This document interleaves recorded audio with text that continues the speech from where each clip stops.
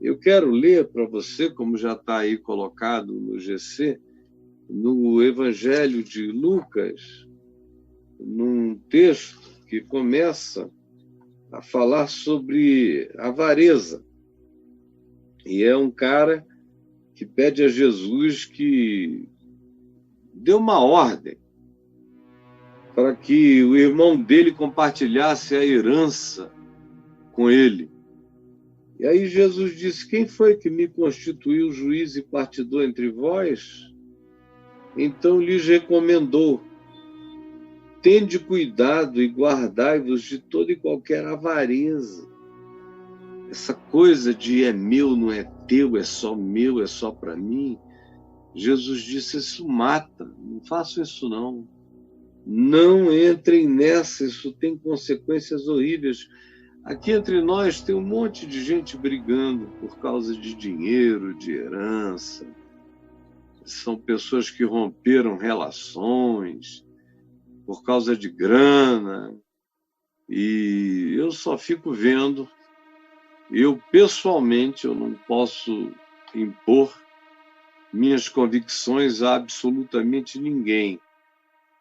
Mas eu, pessoalmente, se eu estou dentro de um processo desse, de divisão de herança, eu prefiro ficar sem nada, sem coisa alguma, do que entrar numa briga e correndo o risco de perder os irmãos, as irmãs, os amigos, porque todo mundo é muito pequeno, todo mundo é muito medíocre.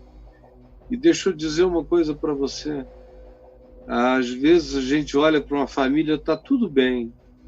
Eles se beijam, eles se abraçam, eles brincam, eles têm boas memórias de tempos passados e coisas do gênero. Até morrer alguém, até morrer o último representante da geração anterior. O pai ou a mãe, os últimos remanescentes morrem, aí eles têm que dividir de vez a herança. E aí, meu Deus, aquele pessoal que se amava, se beijava, se queria, se saudava, trocavam presentes nos natais, nos aniversários, e tudo isso, começam a disputar garrafas, não as de plástico, mas as de cristal.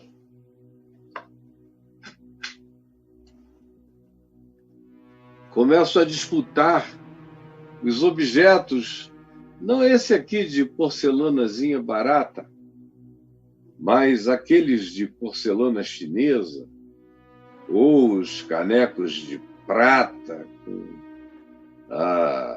pedras incrustadas. Aí começam a disputar tudo que tem valor. Esse microfone aqui não tem nenhum valor. Mas vamos supor que ele valesse, que ele estivesse em ação há 100 anos, fosse uma peça rara e cara, já iam brigar a respeito disso. Ou se tivesse uma caranga daquela que a gente mostrou aqui no início, na garagem, meu Deus, que briga que seria.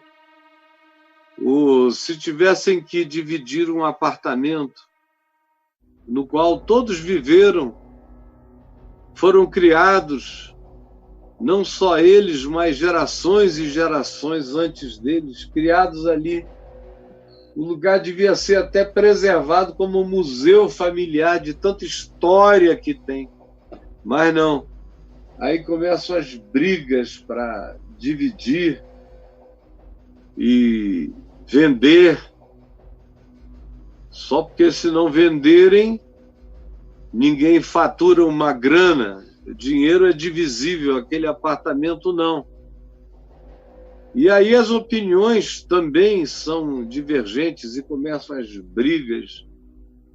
E não se falam nunca mais. É a casa de campo, é o terreno, é a fazenda. Você sabe. Isso não é coisa só de rico, não. Eu tenho visto gente apenas remediada, ou gente quase pobre, numa briga miserável a respeito desses bens, dessas separações, e é disso que Jesus está falando aqui. O cara chega e diz: olha, morreu o último representante da família. Chegou a hora da gente dividir a herança.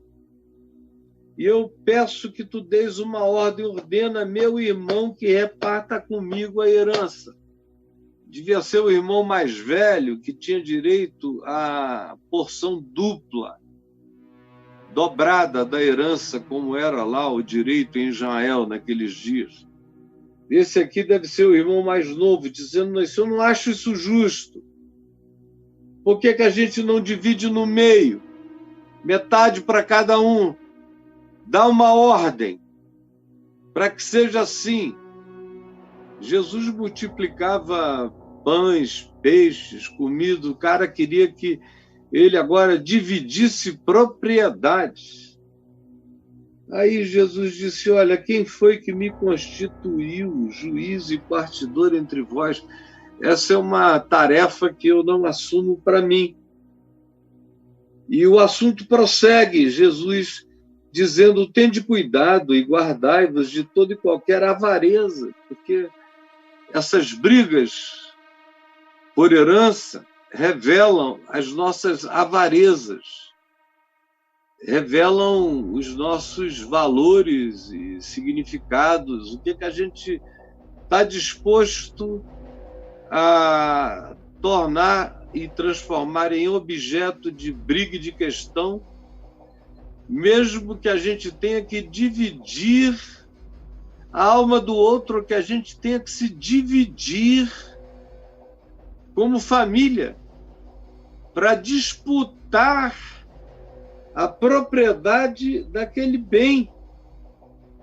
É uma coisa impressionante como alguém morre e, de repente, tudo que antes a gente pensava que era importante para uma certa família se transforma só em objeto de confusão, de ódio, de raiva, de separação. E às vezes de separação para sempre entre eles, porque eles não entendem que a vida de um homem não consiste na abundância dos bens que ele possui. Não consiste. A vida não é feita disso. Mas você que está no meio da questão está me achando um idiota, um otário. Você pode até estar dizendo: o Caio só está falando isso porque ele é pobre, ele não tem nada. Realmente, eu não tenho. Se eu morrer hoje, a minha família vai ter só... E não é nem agora, eles teriam esse problema quando a minha mulher morrer. O que eles teriam para dividir? Objetos de estimação, coisas desse tipo, porque aqui do meu lado, pelo menos da família, ninguém tem nada. Ninguém tem nada. Eu não sou dono dessa casa, eu não sou dono de nada. Eu sou dono desse microfone. Eu sou dono desse computador que eu nem comprei, me foi dado. Eu sou dono dessas luzes, eu sou dono desses livros. Mas você veja como eu sou dono de coisas que não têm nenhum valor. Só tem valor estimativo. Sou dono de outras coisas com a minha mulher aqui embaixo, na casa. Mas eu, pessoalmente, não sou dono. Mas mesmo assim, não pensem que eu tenho nenhuma ilusão. Eu tento dizer para os meus filhos, todas as vezes que eu posso, que quando eu morrer, eu não quero ver nenhum deles brigando por nenhuma bobagem, que a única coisa realmente minha que eu tinha para dar a eles, eu já dei. E eu estou tentando dar todo dia, que é a minha consciência, o meu caráter, é o meu entendimento da vida. Esse é o único valor que eu possuo. E é só isso que eu gostaria que eles realmente absorvessem, porque quanto quanto ao mais, nada vale o significado da vida humana, e eu desejaria que todos entendessem que a vida de um homem não consiste na abundância de bens que ele possui, e nem consiste em qualquer que seja o bem que ele possua. E então Jesus lhes proferiu uma parábola, dizendo: o campo de um homem rico, presta atenção, olha para mim, o campo de um homem rico produziu em abundância, muita abundância. Então ele começou a pensar consigo mesmo, dizendo: meu Deus, eu estou produzindo mais do que eu consigo estocar. Eu estou tendo um problema aqui de que a minha produção é maior do que o meu estoque, é maior do que a minha vazão. Então ele disse: já sei o que eu farei. Destruirei os meus celeiros, os meus silos, os meus galpões, e construí-los-ei maiores. E aí recolherei de novo todo o meu produto e todos os meus bens, e os guardarei nesses novos celeiros, nesses galpões imensos.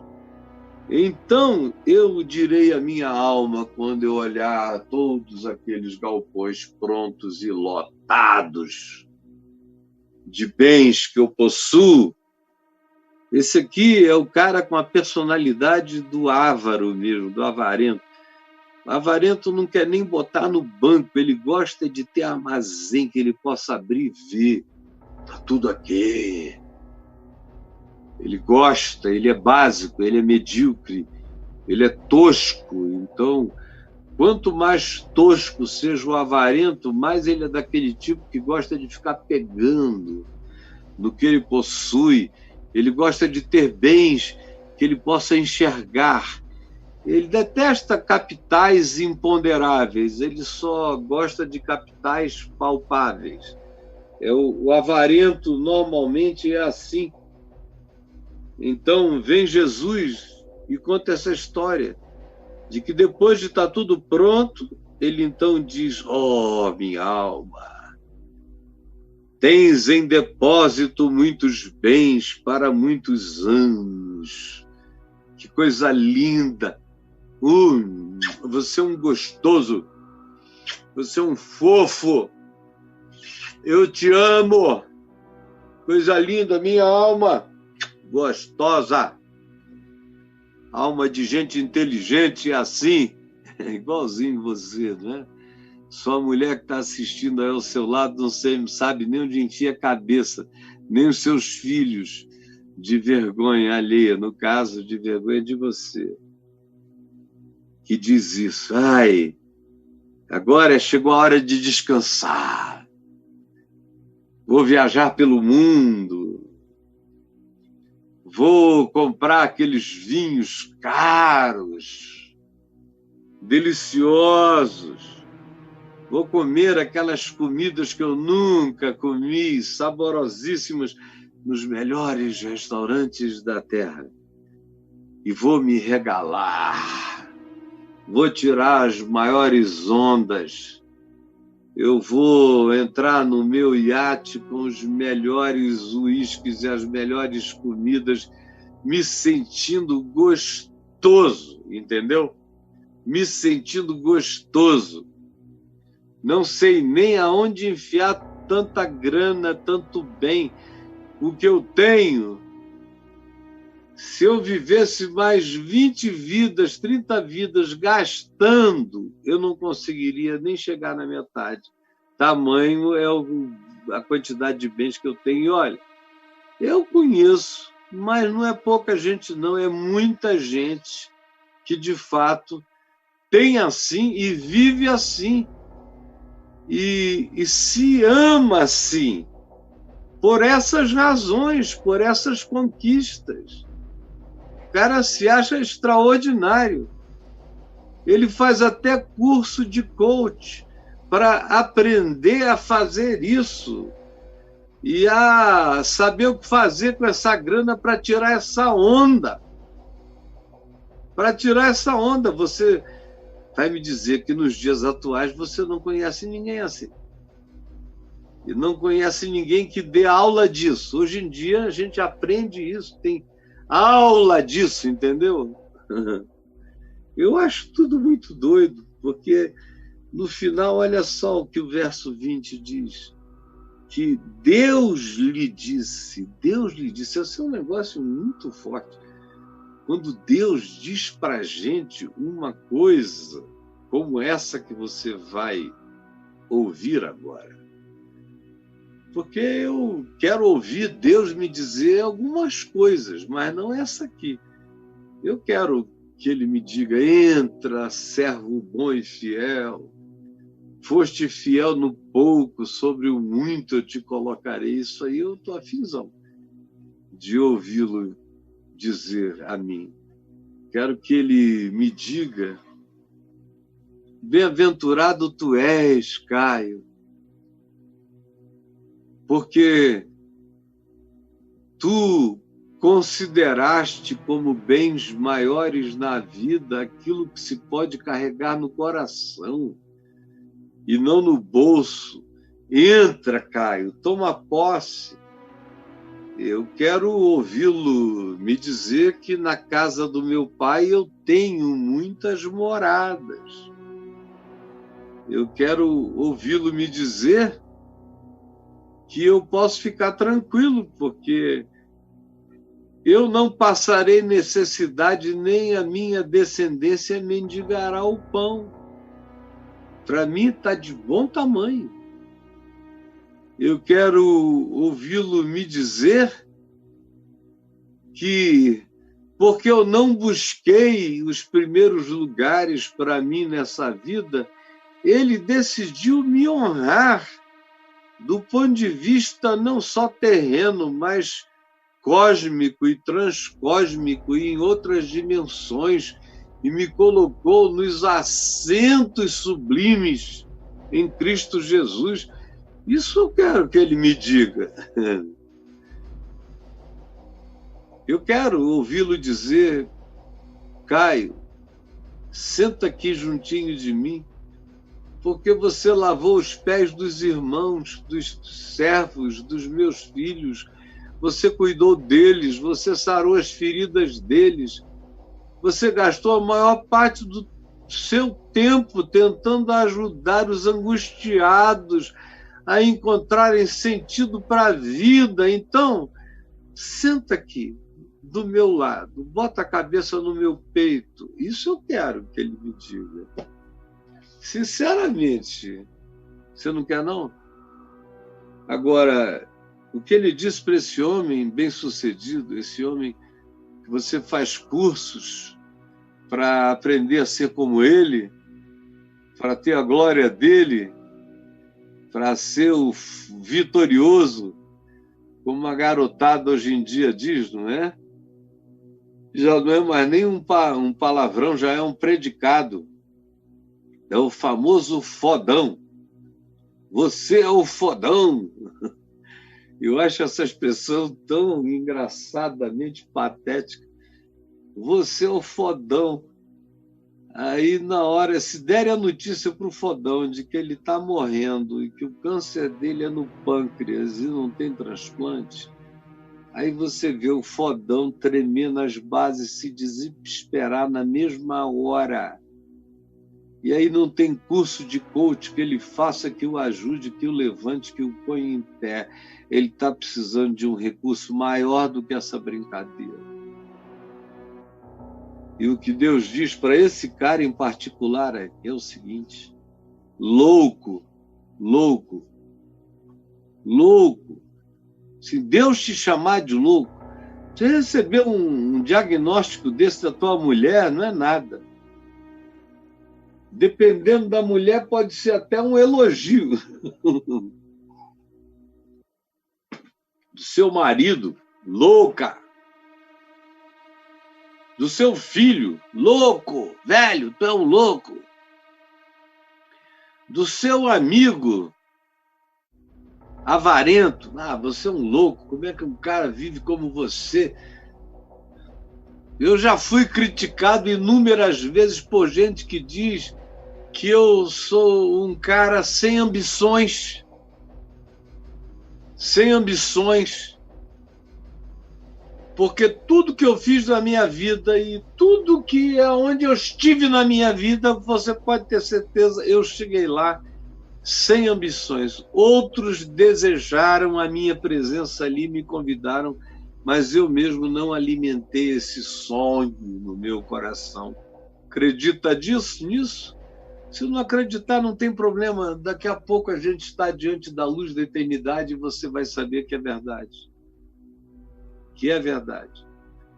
Agora, esse cara aqui está sendo chamado de louco, não é por Freud, não é por Jung, não é por Lacan. Esse diagnóstico está vindo de Deus. Não é moleza, não. Deus te chamar de louco. E deixa eu te dizer uma coisa, tem uma quantidade enorme de pessoas entre nós, no mundo, e especialmente gente dotada de autoridade que foi erguida, erigida, elevada pelo voto público para um lugar de autoridade, acerca de quem Deus passa o diagnóstico de louco. Uma quantidade enorme de presidentes da Terra que, diante de Deus, recebem esse diagnóstico. Se você perguntar, Senhor, e o fulano? Ele vai dizer, é louco, meu filho. É louco. É louco. Eu sei que há algumas pessoas em posição de poder no mundo que não são loucas, são pessoas sensatas, tentando fazer o seu melhor. Agora, há algumas que são absolutamente loucas, insanas, sofrem de imbecilidade essencial. São lunáticas mesmo, do ponto de vista de Deus, do ponto de vista dos valores do Evangelho, avaliados e diagnosticados pelo que o Evangelho chama de saúde mental. São loucos e são loucas. Você entendeu? Não, você não quer me entender, mas a verdade é essa. Louco. Você que acumulou tudo, que acha que tem bens para muitos anos. Muitos anos. Deus te diz, louco, esta noite te pedirão a tua alma. E o que tens preparado para quem será? Basta pensar apenas nas consequências do esforço ao qual você entregou sua vida, sua mente, sua alma, que foi empilhar, você foi um grande empilhador de tesouros. E vai morrer hoje. E, cara, se você fosse uma mosquinha para ficar para ver a briga, o ódio entre os filhos, entre as tuas ex-esposas, a raiva entre os irmãos, as disputas, os advogados constituídos de um lado e do outro, pegando pedaços, esquartejando você na forma de bens, de posses. Que coisa patética. Só um louco projetaria isso como perspectiva de futuro para si mesmo e para seus filhos. E Jesus diz, e o que tu tens preparado para quem será? Quando ele diz para quem será, ele está denunciando o fato de que, em geral, é uma briga horrorosa, todo mundo quer ser dono daquilo que você achou que se tivesse, era uma acumulação de segurança, de felicidade. Olha só, a desgraça. Assim acontece com todo aquele que entesoura para si mesmo e não é rico para com Deus. Não é rico para com Deus. Você está ganhando dinheiro, se é que você está ganhando, a maioria dos que estão me ouvindo aqui estão numa paúra, pobres pra caramba, mas dão razão total a quem entesoura para si mesmo. Dão razão, você dá razão. Você vota naquilo que seja a ideologia de quem diz America First, de quem diz primeiro eu, primeiro eu, primeiro eu, você dá razão absoluta. Você pode ser um duro, pobre, mas você dá razão para quem entesoura para si mesmo. Mesmo que você esteja aí passando fome, você pensa e diz, se um dia eu tivesse, era isso que eu ia fazer. Você só não tem, é pobre, mas se tivesse, você seria esse cara. Você seria esse cara. Para ouvir Jesus dizer assim, é o que entesoura para si mesmo e não é rico para com Deus. Eu iria embora aqui lendo várias coisas, mas eu vou parar aqui hoje. Eu continuo as outras amanhã. Eu vou até botar um marcador de Bíblia aqui para eu continuar o que eu iria dizer amanhã. Deixa eu parar por aqui, porque eu quero falar agora só um pouquinho sobre aqueles que entesouram para si mesmos e aqueles que entesouram para Deus. Entesourar para si mesmo é fazer tudo aquilo que, aos seus olhos, pode ser aquilo que faça você ficar grandioso diante dos homens. E aí o critério é de uma subjetividade absoluta. Absoluta. Não tem nada que possa definir a priori com que valores a gente entesoura para si mesmo. Porque é tudo aquilo que você diz que é o que faz você crescer, se tornar importante, visível, reconhecido, aplaudido, percebido, louvado. Essas são as coisas que fazem a gente entesourar para nós mesmos. Pode ser dinheiro, pode ser uma coleção como aqueles calhambeques, aquelas carangas que eu mostrei aqui no início. Se você tiver muitas daquelas, como eu já conheci gente que tinha orgulho de te levar para a parte de baixo da casa e mostrar 35, 40 carros daquele tipo. Milhões de reais ou de dólares investidos ali. Era a glória do sujeito. Era aquilo ali.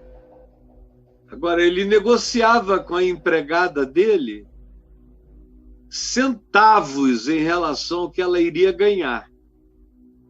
Mas quanto aquilo ali, não, ele pagava de olho fechado qualquer coisa. Podem ser livros, já houve, agora eu tenho poucos livros, mas eu já tive muito livro. No tempo da Fábrica de Esperança, eu cheguei a reunir 80 mil livros para a fábrica, dos quais uns 20 mil eram meus, que eu botei lá. E depois eu retirei de lá uns 5 mil, 6 mil, dos que eu achava mais importantes. Em 98, quando eu disse que eu nunca mais iria pregar,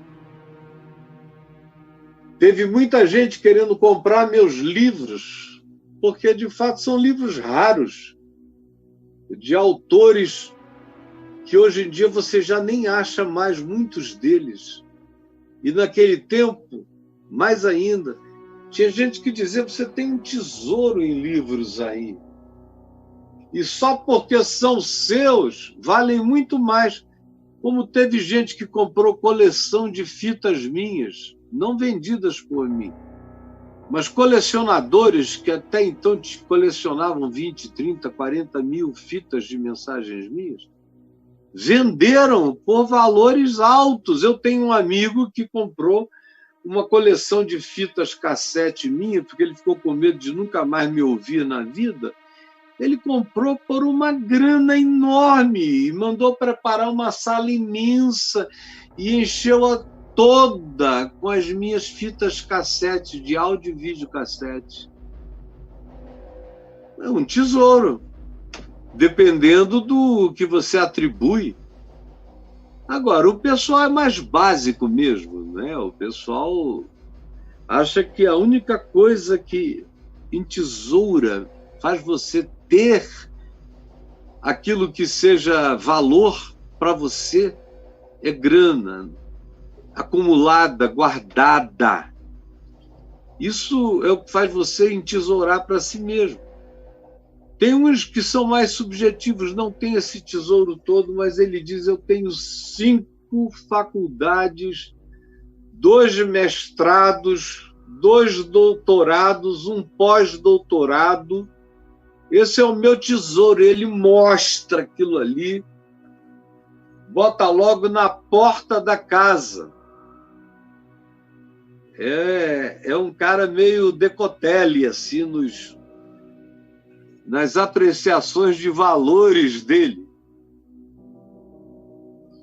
Entesourar para o homem. E Deus diz: isso é loucura, meu filho. Você entesourar para o homem é maluquice. A única coisa que não é louca é se você entesourar para Deus. Aí alguém diz: mas como é que eu entesouro para Deus? É claro que se eu fosse um pastor religioso, eu sou um pastor do Evangelho, da espiritualidade do Evangelho. Disso eu sou e serei eternamente pastor. Mas se eu fosse um pastor desses que você conhece por aí, na mesma hora, sabe o que ele diria a você sobre entesourar para Deus? Ele iria dizer: dê o dízimo, meu filho, minha filha. Só assim você entesoura para Deus. Venda tudo que você tem e doe para a igreja.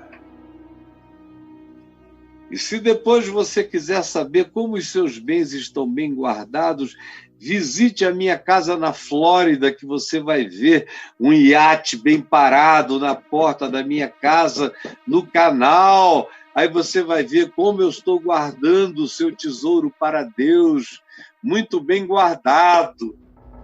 Entendeu? Porque você doa para Deus e Deus manda eu guardar para você. Meu irmão. Agora, se você quiser saber o que é entesourar para Deus, é o que Jesus disse ao jovem rico: vende tudo que tu tens, dá-o aos pobres e tu terás um tesouro nos céus. Foi o que meu pai fez com 47 anos de idade, 48, 49, já ficando rico pela segunda vez, porque ele não sabia não fazer dinheiro. Tocava a mão, virava dinheiro. Mas como ele se converteu, tudo aquilo que ele tocava virava dinheiro, ele doava para os outros. Até que chegou a um ponto que ele ganhou algumas coisas enormes que não tinham nem muito poder de avaliação, não eram nem objeto de avaliação tão ponderável assim. Quanto custava há 50 anos atrás 4 quilômetros de praia em Rio das Ostras? Hoje em dia a cidade inteira está construída dentro do terreno do meu pai, que ele não quis. Ele doou, ele entregou, ele disse: não, eu ganhei isso aqui porque eu sou esperto e malandro, sei fazer as coisas como advogado, mas eu não mereço ser dono disso. Isso aqui tem que ser dado para quem merece, para quem precisa. E foi fazendo isso com tudo mais. E entesourando para Deus. Porque eu só entesouro para Deus quando eu socorro o meu próximo. Eu só entesouro para Deus quando eu facilito a vida do meu próximo. Eu só entesouro para Deus quando, podendo, eu assalario e melhoro a vida do meu próximo. Eu só entesouro para Deus quando eu invisto naquelas coisas que vão facilitar e melhorar e qualificar a existência do meu próximo. Como diz a Escritura, ela diz que aquele que dá ao próximo a Deus empresta. Ela diz inúmeras vezes que aquele que anda e derrama o que possui como favorecimento ao próximo está entesourando nos céus, fazendo tesouro nos céus. O Velho Testamento diz isso, o Novo só diz isso. Escandalosamente é isso que Jesus diz e você não quer ouvir. E os coaches da prosperidade ficam com raiva de mim porque Jesus diz isso. Não diz o que você ensina, não, menino. Você está abrindo e fechando tudo em nome de Jesus, mas o que você está ensinando in between é totalmente contrário ao ensino de Jesus. Jesus não quer ninguém passando fome. Ele quer que eu viva com modéstia, com dignidade. Ele quer que eu tenha o suficiente para socorrer a mim mesmo, a minha família, e para socorrer o necessitado, mas não existe em Jesus nenhum projeto de riqueza gloriosa para mim. Ao contrário, se eu tenho esse poder de transformar coisas simples em tesouros, eu devo fazer isso como quem vai enriquecendo a vida de quem não sabe fazer a mesma coisa, não tem esse poder, não tem essa inteligência, não tem esse dom que eu tenho e eu uso para tornar a vida de quem não tem melhor. É o que Paulo diz em 2 Coríntios, no capítulo 8. E é o que ele diz, escrevendo a Timóteo, no capítulo 5 da primeira epístola a Timóteo, ele diz, olha, não se empenhe em ficar rico, senão você vai entrar em muitos laços e ruínas. Não faça isso, ao contrário. Se você tem esse poder, transforme tudo isso numa usina de graça, de favorecimento, atingindo outros. Aí você diz, bom, se eu fizer isso, eu nunca vou ter nada acumulado para o dia de amanhã. Se eu fizer isso, eu não vou ter nada acumulado para o dia de amanhã. Deixa eu anotar aqui, ó. Se eu fizer isso, se eu fizer isto, eu não terei nada acumulado para o dia de amanhã. É o que diz aqui o nosso amigo super bem treinado, que aprendeu outras coisas que não são o Evangelho. Bom, é a sequência do que Jesus diz. É a resposta de Jesus que eu iria dar hoje, mas que agora eu só vou dar amanhã. A seguir, dirigiu-se Jesus aos seus discípulos, dizendo, por isso, por causa disso, dessa história, desse papo, eu vos advirto, não andeis ansiosos, quer ler, leia. Mas eu só vou continuar amanhã.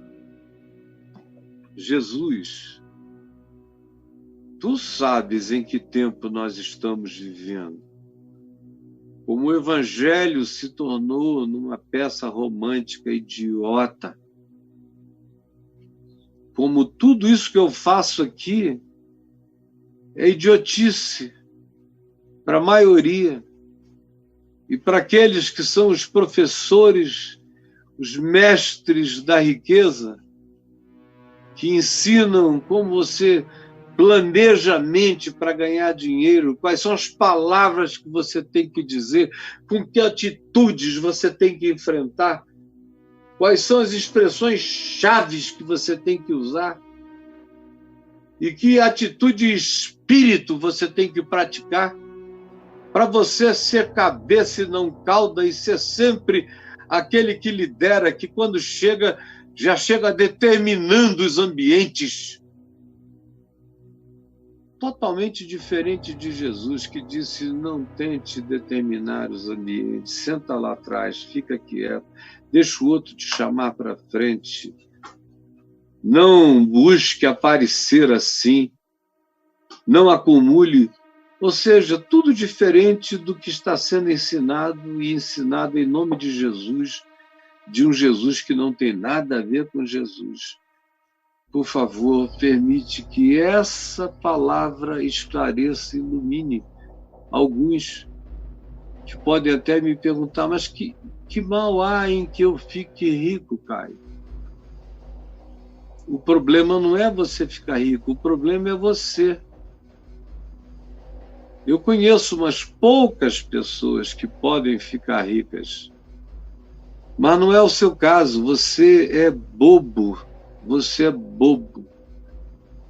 Você é tão idiota que você paga milhares de reais para entrar num curso que te ensine a ficar rico. É por isso que para você é um grande laço e para um grupo muito pequenininho.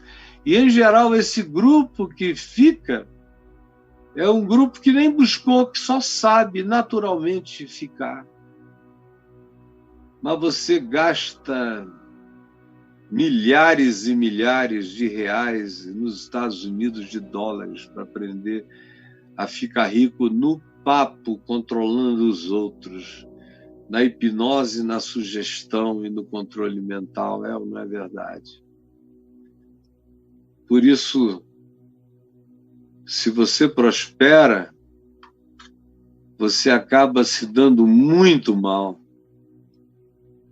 Muito mal. Porque, infelizmente, você é apenas um babaca. E aí você se destrói todinho. E eu digo que você é um babaca porque você entra nessa. Quando eu vejo o cara entrando nesse desespero, e querendo ganhar dinheiro assim, eu digo: meu Deus, ou tem um cara mal intencionado ali, ou a melhor designação para ele é tê-lo como um babaca fascinado, desse tipo totalmente cheio da capacidade de se tornar tomado de perplexidade admirada e de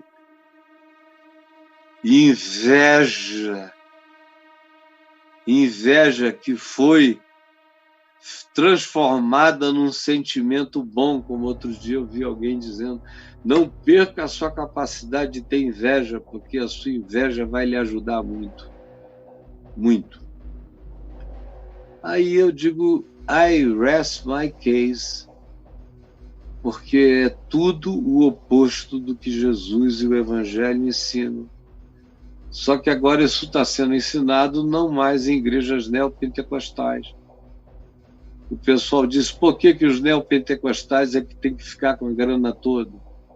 Vamos desenvolver coisas que a gente ofereça, que nos deem um curso danado e que ensinem esse pessoal a ficar tomado de ambição e de cobiça, porque para você crescer nisso, você tem que ter ambição e cobiça, e é estimulando a ambição e a cobiça deles que a gente vai ganhar uma grana de modo que alguns se tornaram os sacerdotes da espiritualidade dessa riqueza, enquanto outros são os membros contribuintes, pagando fábulas para aprenderem a envolver outros e entrarem nessa grande pirâmide onde ninguém produz um carrinho de plástico, mas é tudo aqui, ó, no gogó. São os gogós de ouro. E que o Senhor te salve de se tornar um cara desse, uma pessoa assim. Eu peço a Ele que te dê inteligência para você ganhar a vida produzindo aquilo que vai enriquecer a outros.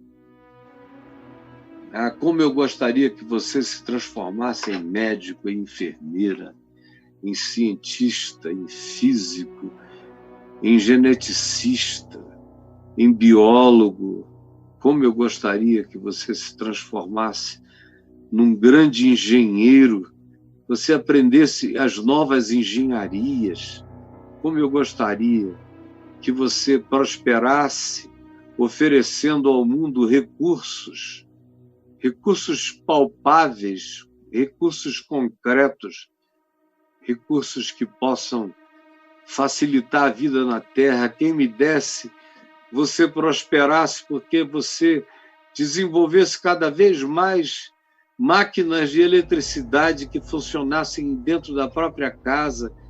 Quem me dera você desenvolvesse equipamentos que facilitassem a produção de energia limpa. Quem me dera você criasse sistemas em que as pessoas pudessem ter sua própria agricultura doméstica de maneira empilhada, crescendo em ambientes pequenos, mas o suficiente para trazer alimento para qualquer família, em qualquer lugar. Quem me dera você prosperasse desse jeito, prosperasse com ciência, prosperasse com saber, prosperasse produzindo concreções na vida dos outros. Aí você me pergunta, e você, Caio, prospera produzindo que concreções? Bom, dinheiro, para mim mesmo, não é o caso, mas eu produzo muitas concreções. Se vocês vissem as pessoas que iam se suicidar e desistiram, aos milhares, vocês iam ver como elas são reais, como dá para pegar nelas. Pegar nelas. É por isso que eu gosto de levar filho meu para eventos meus. Sabe por quê? Eles só ouvem essas histórias de gente que fica, às vezes, 3 horas numa fila para me falar ao pé do ouvido. E que antes de chegar lá no fim para me contar essa história, conversaram com a minha mulher ou com os meus filhos, dizendo: você não tem ideia. Eu estava há 15, 20 anos medicado, morrendo numa cama. Eu ouvi teu pai uma vez. E foi uma espécie de anjo do Senhor que me agarrou e me botou em pé. E olha eu aqui. Não é um, não são 2, não são 3, são dezenas, são milhares, são concretos, mais concretos do que computadores quânticos. Os que são curados, os que são levantados do medo, do pânico, da depressão, os que voltam para casa depois que tinham desistido de si mesmos e se tornado mendigos. Você quer saber o que resulta de concreto no que eu faço? Eu posso te apresentar milhões de concreções. Milhões. Eu estou fazendo isso há quase 50 anos. Viu, garoto? Milhões de concreções. E são todas produzidas apenas pelo poder do Evangelho. E que o Senhor Jesus nos abençoe e nos guarde. E que essa palavra abra entendimentos e discernimentos e compreensões. É o que eu peço em nome de Jesus. Amém.